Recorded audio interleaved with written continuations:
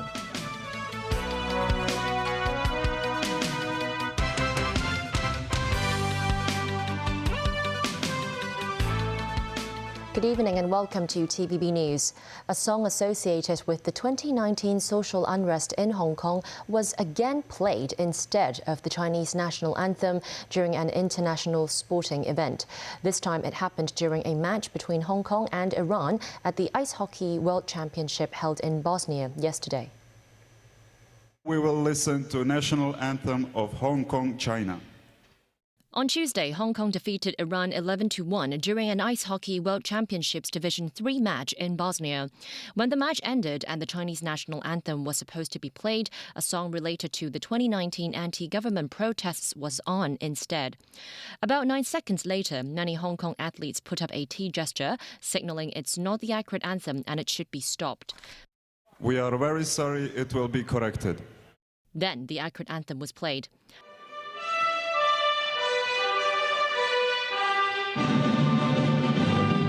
The Hong Kong government has strongly deplored the mistake and demanded the Sports Federation and Olympic Committee of Hong Kong, China conduct an in-depth investigation. That includes whether relevant sporting associations had checked on site with the event organizer to ensure the correct anthem is played as stipulated in the guidelines. The government also positively recognized the action taken by the Hong Kong athletes on the spot, which upheld national dignity. The Federation, meanwhile, said the Hong Kong Ice Hockey Association did provide the correct version to the organizer. It added the organizer had made corrections swiftly, which shows the relevant guidelines have all along been effective. It's also asked the city's Ice Hockey Association to submit a report. Still, there was no word on whether anyone went to confirm with the organizer that the right song would be played beforehand. It's believed a manager was with the Hong Kong team and they're expected to return next week. Pui Kwan Kei, Honorary Vice President of the Sports Federation and Olympic Committee of Hong Kong, China, said it could be hard to monitor from the site at the venue. According to the current guidelines, all coaches must check with the event organizer that the correct version of the national anthem will be played.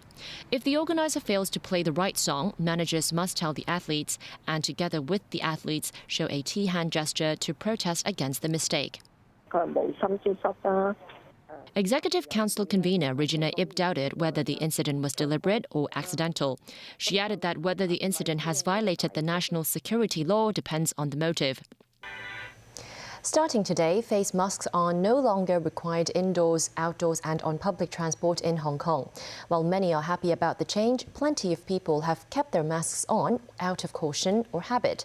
Jackie Lin asked members of the public for their views on masks. The first day Hong Kong bids farewell to the mask mandate, one that had been in place for nearly 3 years, while some couldn't wait to have a breath of fresh air maskless. Many more have kept their face covering on. That's especially the case during rush hours at MOT MTR station, as passengers had to squeeze shoulder to shoulder, both when they waited in line and when they boarded a train, with varied views on whether to mask or not to mask. I have a little bit health problem. So if I wear a mask, I feel very difficult to breathe. So finally I can take off the mask. That's absolutely good for me. In Russia, we canceled mask about 2 years ago. I'm waiting when Hong Kong is opened. Right now, I don't need mask. I'm really happy about this. So many people in the train, so I will choose to take the mask for safety. People in Hong Kong have the habit of wearing masks. Later on, I guess more often people will think it's not necessary to wear it. Students too could finally go mask-free for the first time in nearly 3 years. This kindergartner said she is not anxious about the change but happy to see her friends face to face. At this primary school, many students have kept their masks on. Its principal said the school will continue some social distancing measures, including sitting in single rows in the near term. Meanwhile, at public hospitals and government clinics, masks are still a must for visitors and staff so as to protect the city's most vulnerable. As the city moved on from this very last symbol of COVID restrictions, the idea of a maskless world or ditching your face mask on public transit like the MTR still feels a little fraught to many Hong Kongers, as you can see around me. But as mask wearing is no longer legally enforced, mask off or mask on is now an individual choice which people can decide on their own. Jackie Lin, TVB News. The quarantine camp at Penny's Bay has ceased operations from today. The unloved facility, which lasted for 2 years, drew to a close as the gates were locked by Undersecretary for Security Michael Cheuk today. Cheuk said the camp had made a lot of improvements since it first opened. Some 270,000 people were quarantined at Penny's Bay over the past 2 years. It will serve as a backup option and can be reused within 2 days if necessary. The police are continuing their search for Abby Choi's missing remains at the Northeast New Territories landfill in Ta Kwu Lane. At around 9 a.m., several police vehicles were seen heading to the dumping ground. Authorities have expanded their search area and predicted that it may take a few days to complete the work. The dismembered body of 28-year-old Abby Choi was found in a Lung Mei Village rental unit in Tai Po last week. Her ex-husband, along with his family members, were arrested and charged in connection with her death. Several parts of her body remain missing. U.S. concerns over China's global influence have led to a new congressional select committee dedicated to competition between the United States and the Chinese Communist Party. The first session took place on Tuesday evening, with Republicans and Democrats trying to guide lawmakers on how to strike the right balance in U.S.-China relations. David Garrett reports. Welcome, everyone, to the Select Committee's first hearing on the Chinese Communist Party's threat to America. And so begins what could determine how the U.S. may deal with China in the years ahead.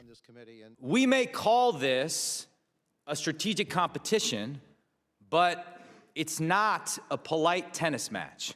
This is an existential struggle over what life will look like in the 21st century. Congress is divided, but both Republicans and Democrats have expressed their concerns about China recently. President Joe Biden has been on the front foot following the shooting down of a possible Chinese spy balloon, and that caught the attention of the American public. So these hearings come at a sensitive time amid long-standing disagreements over COVID, tech and Taiwan. We must deter aggression by the CCP. We do not want a war with the PRC. Not a Cold War, not a hot war. We don't want a clash of civilizations, but we seek a durable peace, and that is why we have to deter aggression. Opponents on the Democratic side voice concerns the committee could stir up anti-Chinese and anti-Asian sentiment. Some watching from the sidelines were worried too. This speaker was heckled by a protester and proceedings had to be halted. Why don't you pause for a second? You'll be given additional time. But when former National Security Advisor H.R. McMaster continued, he was halted again as a man shouted that the world needs cooperation and peace. Your sign is upside down. Some applauded the intrusion, but most in the room booed. Another interruption. Later, a naturalized U.S. citizen, dissident and human rights advocate was invited to speak. In the U.S., we need to face the fact that we have helped to feed the baby dragon of the CCP until it has grown into what it now is. Since the 1990s, U.S. companies have enriched themselves by exploiting cheap labor in China and have, in the process, also enriched the CCP. The lawmakers will push 7 bills on policy towards China. The statements were broadcast at prime time on the East Coast on U.S. news channels. China is watching, as is the world. David Garrett, TVB News. The United States is ratcheting up national security concerns over the popular video sharing app TikTok, which is owned by Beijing-based ByteDance. U.S. federal employees have been told that they have 30 days to delete the app from their government-issued mobile phones, citing espionage fears. Canada and the European Commission have implemented similar bans, but an American politician is opposing the new measures. Tracy Furness reports. A top Democrat on the House Foreign Affairs Committee, Gregory Meeks, strongly opposed the legislation that will give President Joe Biden the power to ban Chinese-owned video sharing app TikTok and other apps.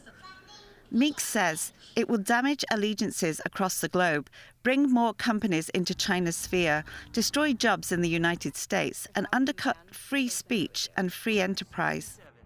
The committee opened debate Tuesday on the measure seeking to ban the ByteDance-owned app that is used by more than 100 million Americans. The committee delayed a vote on the measures until Wednesday. Canada and the European Commission and the EU Council have also bans in place, citing espionage fears and growing concerns that China's government could harvest users' data. And the European Parliament has become the latest EU body to ban TikTok from staff phones. But how serious is the threat, and should TikTok users who are not government be worried about the app? Anton Dabura, Executive Director of the Johns Hopkins University Information Security Institute, says there is a legitimate reason for concern. It may seem innocuous for some who may say, well, I'm not doing anything, I'm not working in a nuclear power plant or things like that. But there are so many ways that, that foreign actors, especially the Chinese, but not limited to them, can make use of these little breadcrumbs that we leave, so that even though most of us think that we're not doing anything that would be of interest to a foreign government, that's not really true. Beijing has regularly denied having intentions to harvest data. As the world's top superpower, how unsure of itself can the US be to fear a young people's favorite app to such a degree? The US has been overstretching the concept of national security and abusing state power to suppress other countries' companies. We firmly oppose those wrong actions, said Mao Ning, spokesperson for the Chinese Foreign Ministry, in a news briefing Tuesday. TikTok has said the bans were misguided and based on fundamental misconceptions. India, too, has banned the app throughout the country. Tracy Furness, TVB News. Still ahead on tonight's news, a train collision in Greece leaves more than 30 dead. And a survey suggests local job applicants more demanding than before.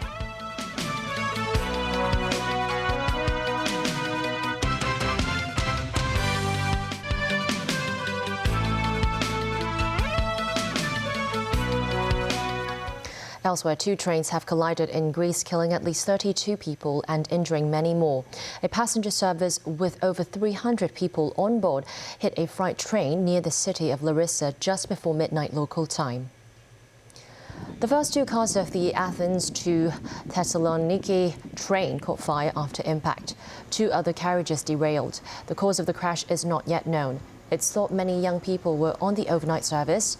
Emergency services have been working through the night and are using cranes to try to find any survivors in the wreckage. 3 days of national mourning have been declared. As Hong Kong gradually returns to normality after the COVID pandemic, a study conducted by an online employment company has found that job applicants are now seeking more demands from employers. The study also revealed the labour market's balance of power has shifted to job applicants. Timothy Lee tells us more. As Hong Kong's unemployment rate continues to drop, many industries, such as the tourism and hotel sectors, have since faced difficulties in making new hires. A study conducted by an online employment company that surveyed more than 90,000 respondents across Southeast Asia found that job seekers have increasingly prioritized work-life balance in a post-pandemic world. More than 60% of respondents from Hong Kong see a stable job with good work-life balance as the ideal career path, while over 50% said they would turn down an attractive job offer if they have a negative experience during the recruitment process. The recruitment company believes that it may take over a year before the labor shortage situation sees any improvement, and more traditional employers in the city may have to change their hiring methods. And I think there's still probably a gap. I think in particular about local traditional Hong Kong companies that are more traditional in the way their work policies, in the way their work model. So I think if they adapt and get on board with these changes, then I think it will ultimately benefit them in being able to attract the right talent. Lee added that employers can attract more talent by enticing them with offers such as a hybrid work model. The report says close to 70% of Hong Kongers receive job offers multiple times a year, with those in the IT sector having even more offers. With such high numbers, residents are encouraged to be more confident when negotiating with employers in terms of their demands. Timothy Lee, TVB News. And that's the news. Thanks for watching.